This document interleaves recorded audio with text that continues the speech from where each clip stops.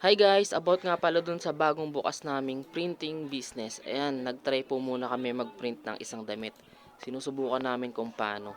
Ito po pala yung printer namin na L121. Tapos yung heat press, tsaka yung sublimation. Tsaka yung pangit.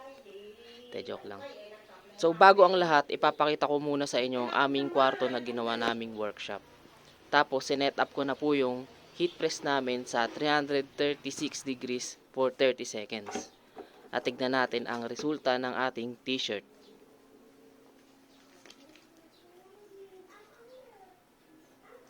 Ayan.